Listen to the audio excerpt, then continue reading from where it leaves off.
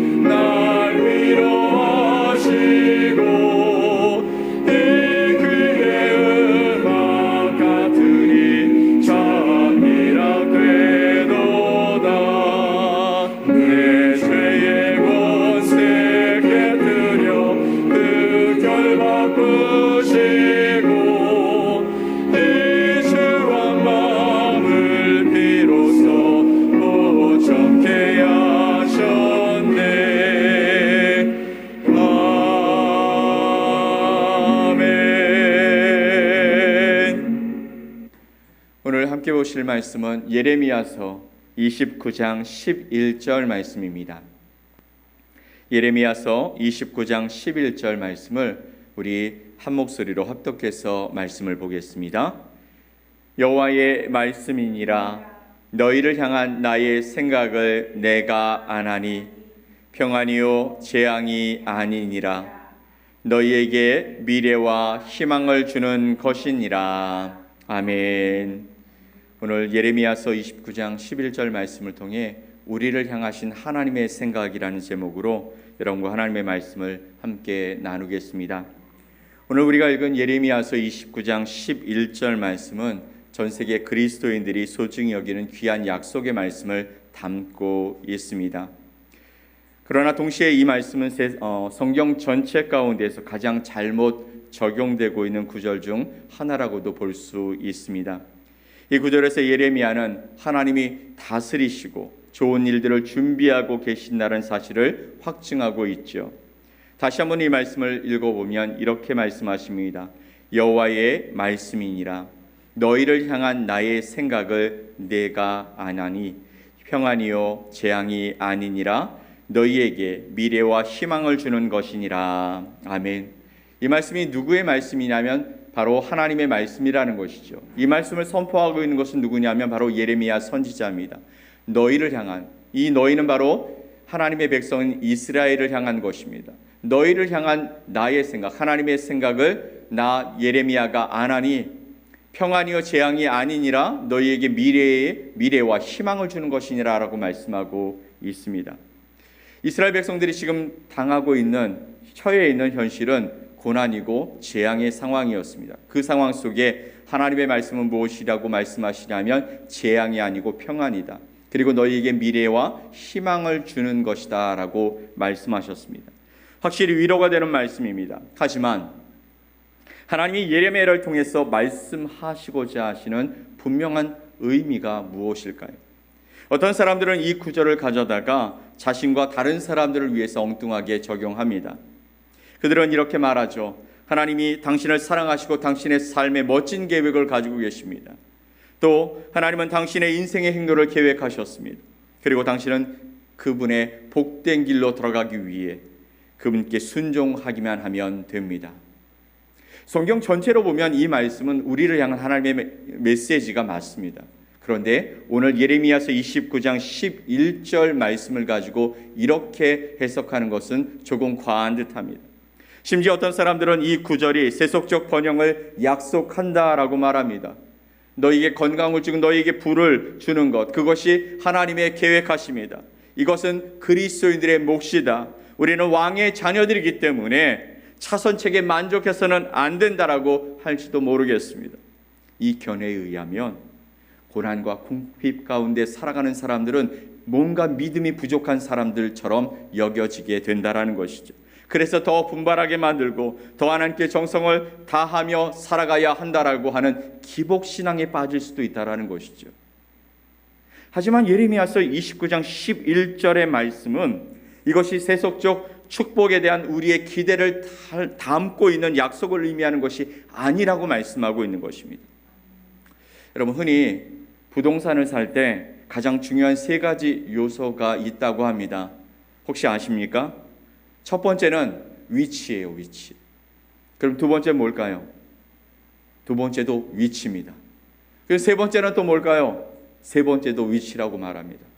부동산을 살 때는 위치와 위치를 꼭 따져보고 사야 한다라고 말합니다.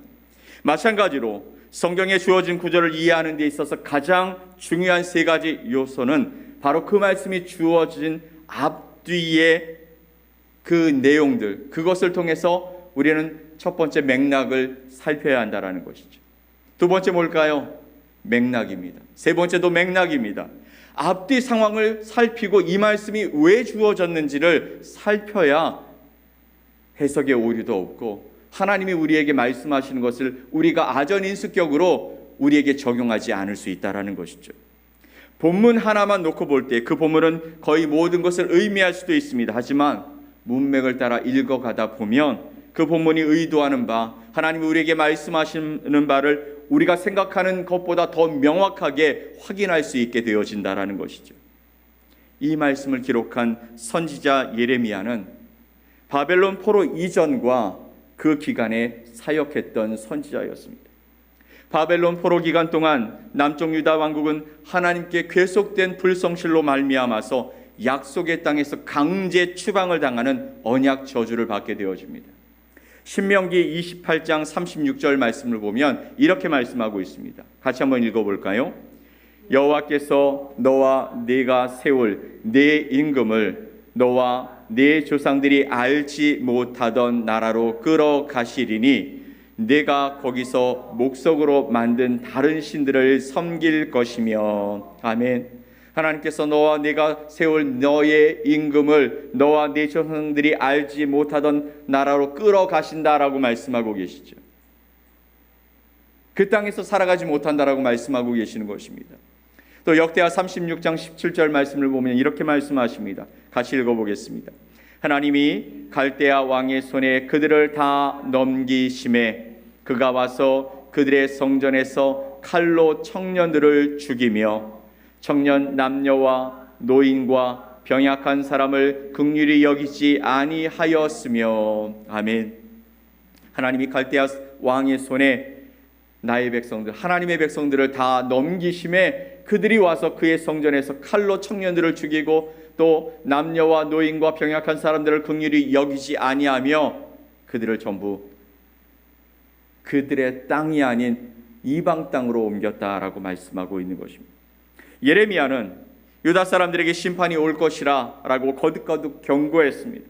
또한 그들에게 우상 숭배와 악행을 떠나 회개하라고 계속해서 호소했습니다. 그들이 그렇게 하지 않았을 때 그는 바벨론 왕 느부갓네살이 유다와 예루살렘을 정복하고 백성들을 포로로 데려갈 것이라고도 예언했습니다. 이런 심판의 예언 가운데서도 하나님은 그의 백성들에게 주시는 희망의 빛을 계속해서 비춰주십니다. 포로 생활은 길겠지만 영원하지는 않을 것이다. 하나님은 자기 백성을 징계하실 것이지만 그들을 완전히 멸망시키시는 않으실 것이다. 사실 하나님은 70년 후에 그들이 그들의 땅으로 돌아오게 할 계획을 갖고 이 일들을 이루어 가시는 것이었습니다. 하나님은 포로 기간 동안 백성들을 축복하시겠다고 또 약속하셨는데 그 약속된 축복이 바로 예레미야서 29장의 말씀이었던 것이죠. 5절과 7절에서는 하나님은 백성들에게 너희가 그 땅에 가면 집을 지으라고 말씀하십니다. 거기서 결혼하라고 말씀하십니다. 또한 그들의 자녀들을 결혼시키고 포도원을 짓고 성읍의 평화를 구하라고 말씀하고 있습니다. 그곳에서의 삶이 짧지 않을 것을 얘기하시는 것이죠. 그러니 그 땅에서 정착하며 살아갈 것에 대해서 축복하시는 것이죠. 이런 축복은 신명기 28장에 나오는 하나님을 떠난 자들에게 주시는 저주의 말씀을 뒤집거나 중단시키시는 말씀이었습니다. 그렇게 하나님은 얼마 있다가 그들을 다시 데려오시겠다라고 약속하셨는데 이것이 예레미야서 29장 11절 말씀의 문맥인 것이죠. 하나님은 자신의 언약 백성들에게서 손을 뗀 적이 없으시다고 말씀하시는 것이죠. 하나님은 고난 가운데 그들에게 신실함과 순종을 요구하시며 그들의 삶에 하나님의 축복이 임하기를 늘 말씀하고 또 그렇게 기대하고 계셨던 것입니다. 너희가 지금 포로로 잡혀가서 그 땅에서 이 하나님께서 허락하신 약속의 땅에서는 살아가지 못했던 그런 어려운 가운데 살아가게 될지라도 그것이 재앙이 아니라 그 과정은 평안이 될 것이며 그것이 재앙이 아니라 너희의 미래와 희망을 주는 일이 될 것이다 라고 하나님이 약속하시는 것입니다. 너희가 완전히 멸망할 것이 아니라 너희 나라가 너희 민족이 없어질 것이 아니라 하나님이 계속해서 바라보고 계시고 하나님은 미래와 희망을 위해서 지금 너희의 재앙이 평안으로 이끌어 가시는 하나님의 손길이 될 것이다 라고 말씀해 주시는 것입니다. 유다 사람들은요 성전에서 멀리 떨어져 왔습니다. 제사장도 없고 또 희생 제사도 없지만 그들은 하나님을 섬기며 그 하나님을 신뢰하고 따라야 했던 것이죠. 그들이 인내와 순종을 그곳에서 배웠을 때 하나님의 살아계심을 그곳에서 체험했을 때 그분은 그들을 다시 데려오실 것이라는 그 말씀을 주셨고 그들을 다시 회복시킬 일들을 준비하고 계신다라는 것입니다. 그것을 확신시켜 주시는 것이죠. 그러기에 우리는 단순히 이 구절을 우리 자신에게 직접적으로 적용하는 것은 어려운 것 같습니다. 이 구절은 원래 우리에게 쓰여진 것이 아니기 때문이죠. 이것이 특정 시간에 특정 장소에 또는 특정 집단의 사람들에게 쓰여졌다면 이 구절이 하나님을 믿는 예수를 믿는 그리스도인들인 우리에게 전혀 적용될 것이 없습니까? 그렇지 않습니다. 사실 우리에게 적용되어야 하는 것들이 있는 것이죠. 바울은 예수 그리스도에 대해서 고린도후서 1장 20절에 이렇게 말씀하십니다. 하나님의 약속은 얼마든지 그리스도 안에서 예가 되니 하나님의 약속, 구약에부터 약속되어진 그 약속은 얼마든지 예수 그리스도 안에서 예가 된다. 그것이 성취되어진다라고 말씀하시는 것입니다. 예수님은 참 이스라엘이시고 옛 언약 백성에게 하신 모든 약속의 상속자이신 것입니다. 궁극적으로 예레미야서 29장 11절 말씀에서 포로 생활을 하는 동안과 그 후에 주어지는 그 축복의 약속은 모두 예수 그리스도에게 이루어진 것이죠.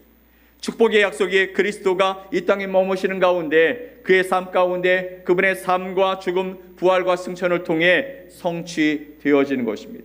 하나님의 약속들이 예수 그리스도를 통해 우리에게 이루어진다라는 것입니다.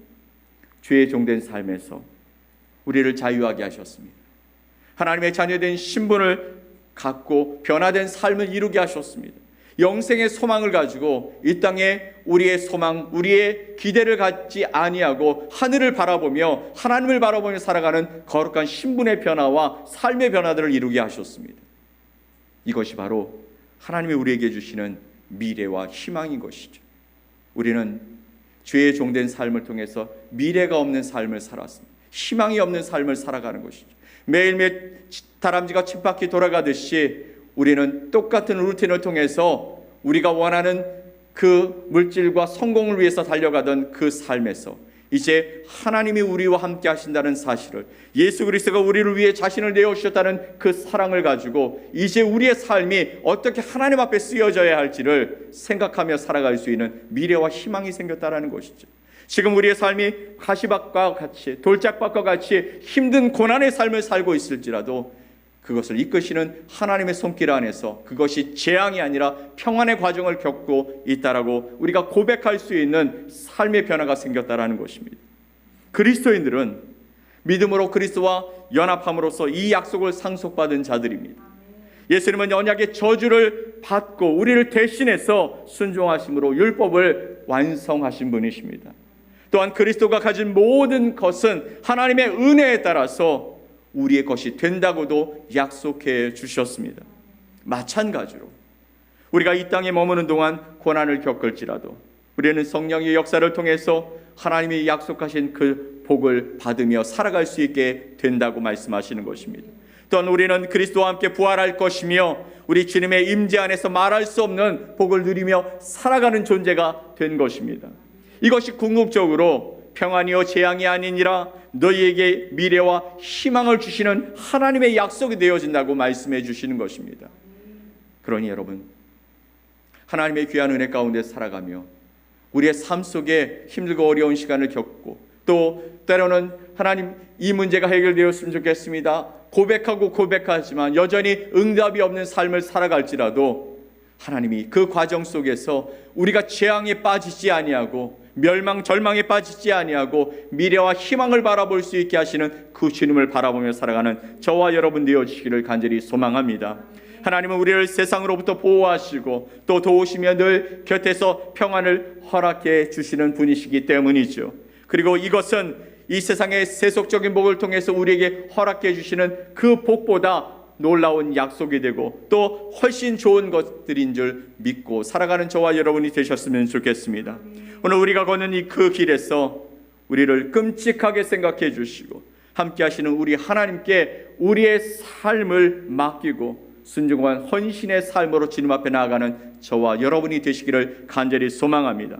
오늘도 개인의 예배와 또 개인의 경건 시간을 통해서 하나님의 하나님 되심을 고백하고 살아가는 저와 여러분이 되어짐으로 말미암아 우리의 삶을 이끄시는 하나님의 손길에 붙들려서 미래와 또 희망을 주시는 그 하나님과 복된 길을 걸어가는 저와 여러분 되시기를 예수 그리스도의 이름으로 간절히 축원드립니다. 아멘. 우리 함께 기도하겠습니다. 하나님 아버지 감사합니다. 우리를 향한 주님의 생각은 재앙이 아니고 평안이며 또 미래와 희망을 주시는 하나님의 약속의 말씀임을 우리가 오늘 말씀을 통해 보게 하시니 감사합니다. 지금 그리스도 예수를 믿고 살아가는 우리들 삶 속에서 여전히 우리가 힘들고 어려운 삶을 살아가는 자들이 있습니다.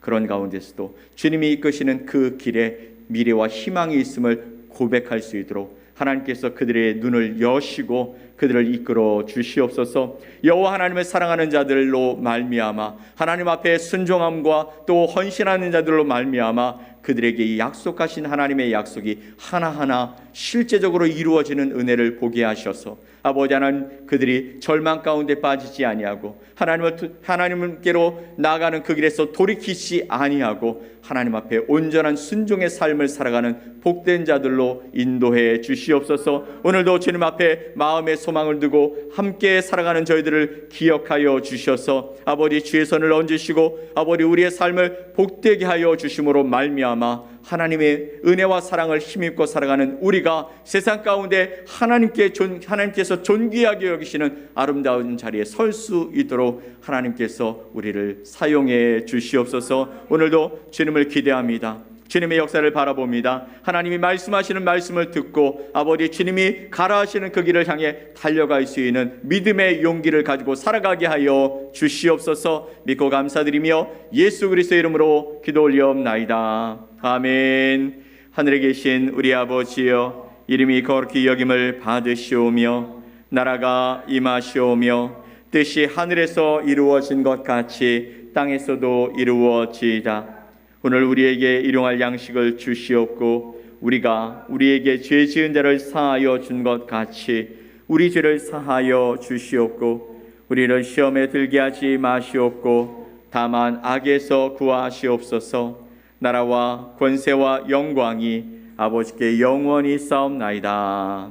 아멘.